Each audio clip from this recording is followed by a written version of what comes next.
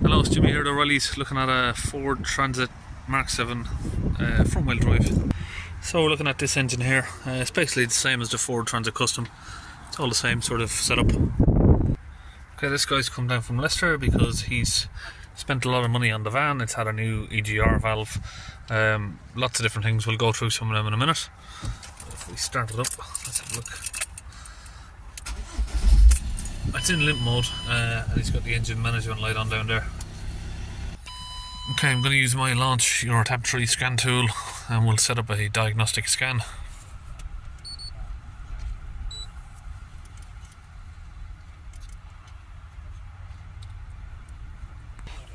Okay, we're in, so let's have a look at the fault codes.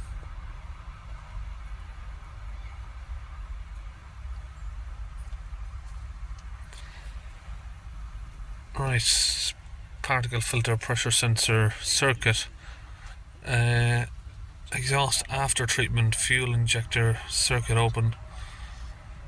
Now, I do know the vehicle's been worked on a fair few times, so I'm not sure if what's been going on here, if these items have been unplugged. Particle filter restriction, low pressure fuel system circuit low. Okay, so just start the engine up. Let's just go through some of these and see if we can see anything that stands out.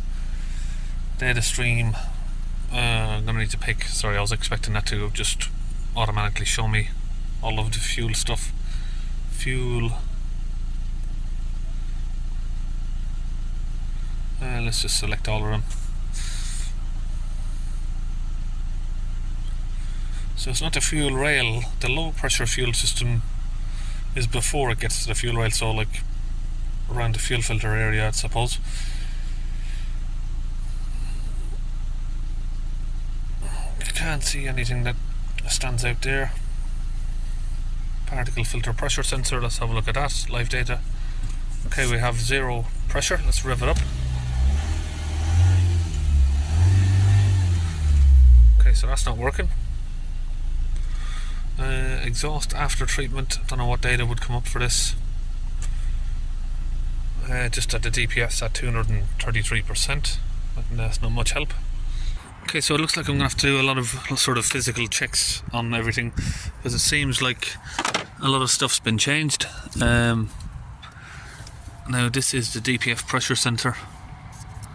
Just checking that the wires aren't broken or it's not plugged in. So that's not what's wrong there. So we'll just get all of this unplugged. We'll get this airbox out.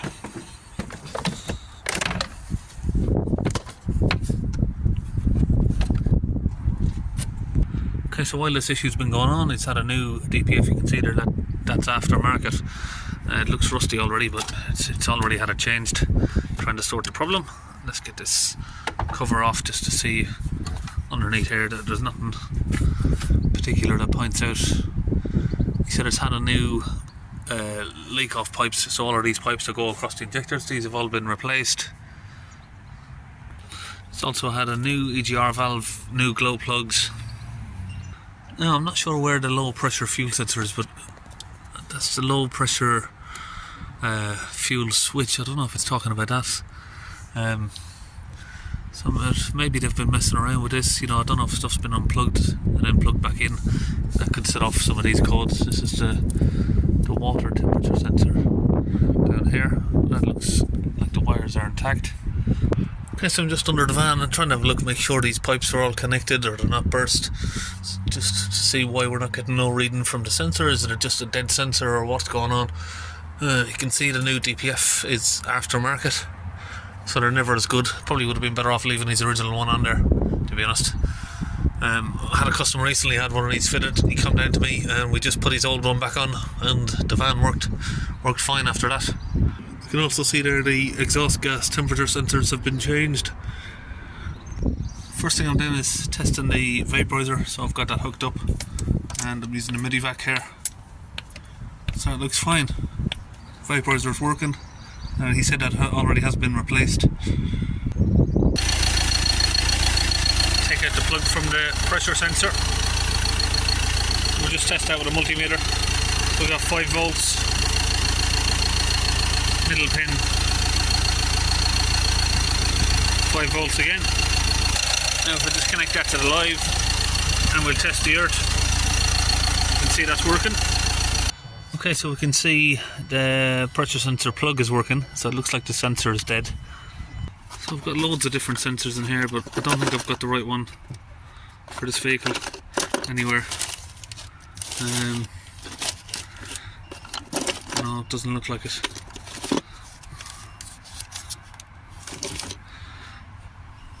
So we're just checking the vaporizer fuses just to make sure that we have power.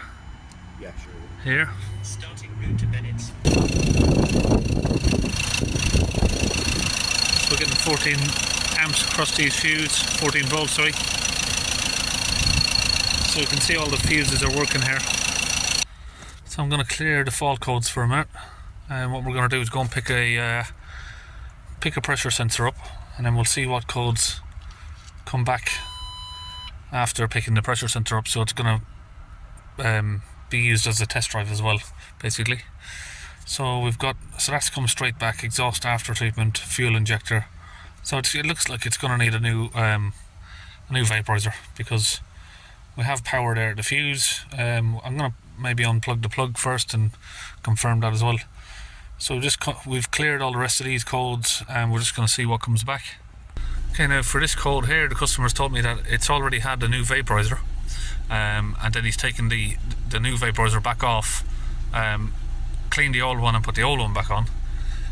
So I'm not sure if that was for that code or not, or if he's just trying to get around to resolve the problem. It's really, I don't understand what's been going on here really. So it's, you know, I'm trying to figure out why we've got all of these circuit issues, and why these sensors, well, that sensor down there, the DPF pressure sensor, certainly wasn't changed. If you've got a circuit issue, it's just strange to me that it's been going on a year and a half. So if you noticed on the DPF down there, I said it's got a brand new DPF. It might not look very brand new, but it's been going on for a year and a half now. It's been like back and forward. He's been trying to get a resolution to this problem for a year and a half, basically. The same story. It's like Groundhog Day. If you look at every one of my videos, I'm looking at exactly the same story. Every person is saying they've spent sort of a year, they've changed the DPF, they've changed this, they've changed that, trying to get to the bottom of the problems. But of course we have two circuit issues here that we need to resolve, is the pressure sensor and this one, and that's, apart from that, it should be sorted. Okay, we've gone and picked up the sensor. Let's just read now what codes have come back quickly.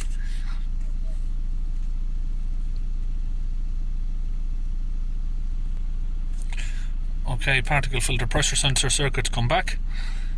Okay, we've still got that. Of course, that didn't even clear at all. So, first one we're going to look at is this pressure sensor. We've just picked up the part for that. Now, like I said, we've got power at the plug, so it's got to be the sensor. Right, so I've got the old sensor out there. I cannot get those tubes out. Literally seized on there. So just cut up some new tubes here. Okay, so now that we've got the old sensor out, what I'm going to do is I'm going to test the pressure from the DPF with a digital manometer. Okay, so now that we've got that switched on, we're just going to connect it down here onto the DPF tube. Okay, so we're back in the van. We're going to start it up, and we'll go and have a look at the actual pressure now. Okay, so we're having some issues with the batteries on these manometers. Are going flat, just resorting to some last resort tactics here, trying to get this manometer to work, charge it up. You can see the British weather has decided to change again, pissing down. Okay, so that one's got AAA's, so we've managed to charge this one up to 9-volt battery. Okay, we've got an error, so it's basically too blocked to read. Okay, so I'm going to use some Launch UK DPF cleaner, and we'll get that injected into the DPF there. Okay, now we've got that mixed into our gun here. We're going to get that connected up to the DPF and clean it out.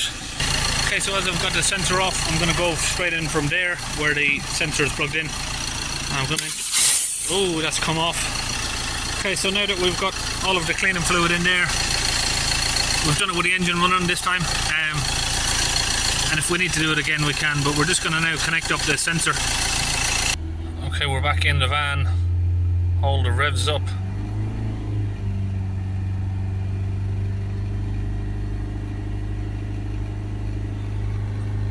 Now that seems like the pressure's come down a little bit too low, to be honest.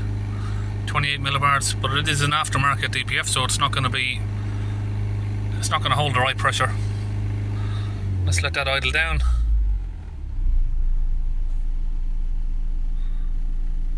We've got like 0.2, so the pressure is a little bit too low. That's not even half a millibar at idle. Let's just accelerate it up and see what it takes to get it moving. So we've got sort of 1 millibar at 1200 RPM. Not often you get the pressure come down too low after a clean, but we're going to put the manometer back on again out there just to confirm that that's the pressure we have. You can't always trust these sensors, and to be honest, it wasn't a genuine Ford sensor, that. So yeah, we got 0.7 coming from the pressure. So before on this you couldn't get the reading because it was too high, so you can see there the range goes up to 68 kPa. After that it just can't read it. Okay, so looking back on the fault codes again, we need to now get this sorted here, which I think is going to be a replacement of the vaporizer, but we're going to check the plugs as well. Just testing the circuit on the plug here. You can see we're getting voltage at it, so it looks like that's working. Okay, so what I'm doing here is, before I put a new vaporizer on, I'm just plugging in an old vaporizer that I've got here, and I'm connecting that to an earth on the car, and I'm just going to see now if the code's actually clear. Okay, so this is the code that we're trying to clear, and it doesn't clear. So now we got the ignition on. Okay, ignition's on. I'm going to clear the code again, just see if that's made any difference. Well, we know the fuse is not blown. We know the plug's working. It's got to be the part, is it? No. Okay, so I'm back at the plug here. Another thing that may be happening is these pins may be sort of stretched out. It looks like they are, to be honest, because it's already had 2 vaporizers, he said, changed twice. Maybe these pins are just bent, so I'm going to try and pull this off and straighten up these pins. Okay, so I've crimped in those pins a bit now. Just plug it back up. Okay, I've got the diagnostic machine outside. Clear the codes. See if that's cleared them.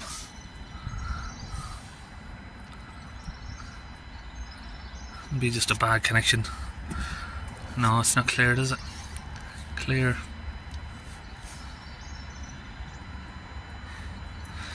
We're just going to start it up now and try and confirm that. Okay, engine running. Now the fault's come back, so we've still got that there. So what's going on? Okay, so I know some of you have probably been screaming at the camera. I just haven't been thinking straight. Deal with too many cars every day, and that code did kind of confuse me because it said the fuel injector, but it's not actually a code for the injector. What it's referring to as the injector is the vaporizer fuel pump, which is just in here. I can't really get the camera in there to see it. It's just in there, over there somewhere.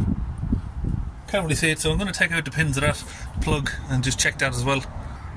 Okay, so if I come around this side of the van, I can sort of get you a better view of it. There's the vaporizer fuel pump. It's in a bit of a pig of a place because to get your hands in there. I'm going to check the terminal pins on that and see if they're loose.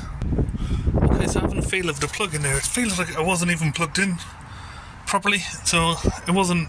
I just pushed it in a bit more and it made that click sound. So let's go and see if that's what it was. Okay, back up here, clear the fault codes again. Sorry, you can't see the screen at all. Clear the fault codes. Okay, let's go to read the fault codes. Make sure it's cleared first. Okay, that's cleared, so we're just going to run the engine again.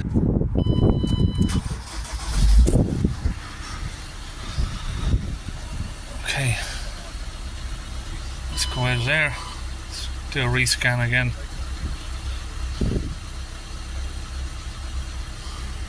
Okay, so the code hasn't come back, so I definitely think that was the issue all along. What I'm going to do now, just to confirm that pump is working, is I'm going to trigger off a regen just for a couple of seconds. I'm not going to let the regen reach full temperature because we don't need it. The DPF is clean now. But if I trigger off a regen, the pump should activate, and I want to see if it's working. Okay, so we just need to give it some revs to get the temperature up. Okay, now that's up to temperature, just going to trigger off this regen, and I should be able to hear like a pulsing now coming from the vaporizer fuel pump. Unbelievable if that's all it was, you know.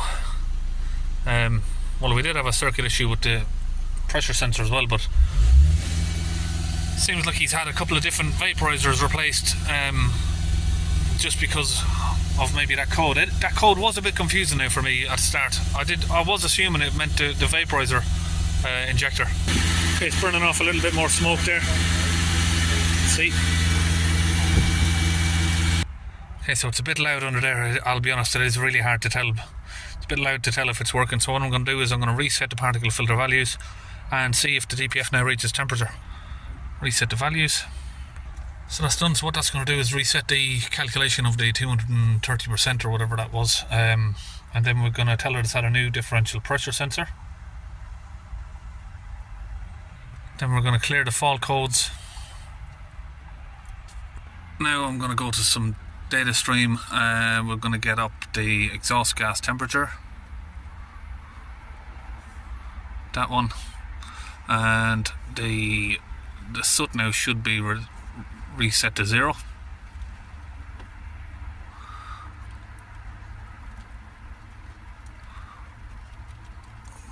Exhaust gas temperature is at 1000 degrees. Well, that's not right. Just going to reset the exhaust gas temperature value. Now I've checked the exhaust temperature sensors. The plugs look all okay. There is only 2 sensors on it, but we are getting 3 on a reading here, so it's possible that it hasn't even got the 3rd sensor. Okay, so I've used another scan tool just to confirm all of the same readings, and they are all the same.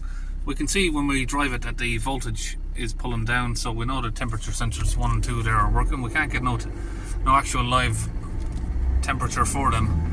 And the sensor number 3, I'm just going to take it that that's not fitted to the vehicle because there is only 2 sensors on the DPF. So we're going to take it on a long test drive now, just confirm that everything is working and there's no more faults coming back. So just taking it on a long drive now, at least 10 or 15 miles.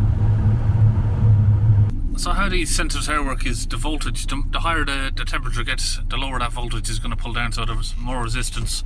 So now if we increase the speed that we're driving, you know, drive it a bit more harshly, that voltage should start pulling down. You can see there, the more we accelerate it now, you can see those voltages are pulling down.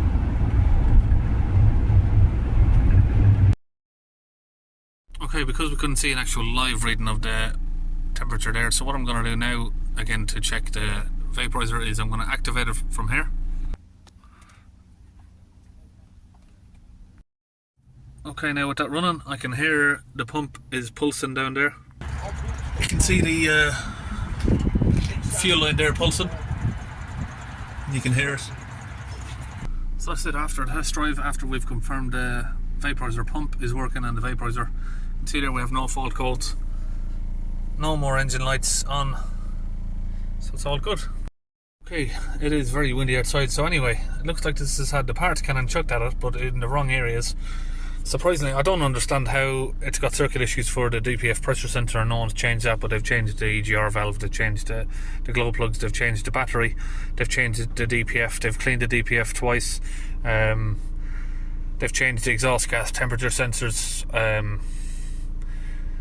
So obviously I think someone's been playing around with the plug on the vaporizer pump, because it wasn't all that ended up being was it wasn't clicked in fully, so it wasn't connected properly.